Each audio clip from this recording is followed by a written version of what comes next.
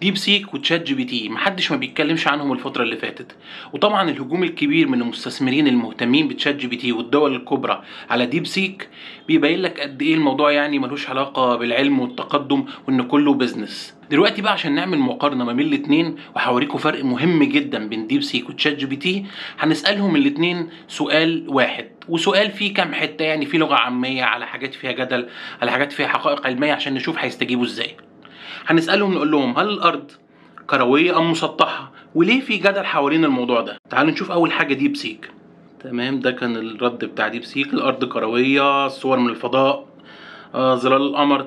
تمام، رد عادي. تعالوا نشوف تشات جي بي تي، هنسأله نفس السؤال. الأرض كروية، مثبت علميا، تمام. تقريبا واحد، نفس الرد. هنيجي هنا بقى للحتة اللي بتفرق.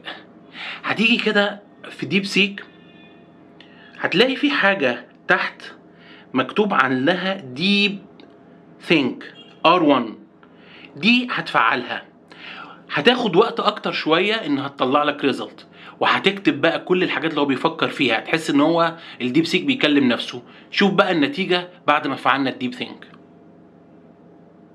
اوه لا، نتيجة مختلفة تماما. بص الحتة دي، الأرض كروية أو بشكل أدق شبه كروي مفلطح، اللي هي فكرة إنها شبه البيضة وكده. لا، الرد مختلف تماما يا جماعة، الرد مختلف تماما ومفصل، وسوء فهم علم وتأثير التواصل والنزعة الإنسانية للتشكيك ولماذا لا يوجد جدل علمي حقيقي، وختاما كلام كبير قوي غير الرد الأولاني.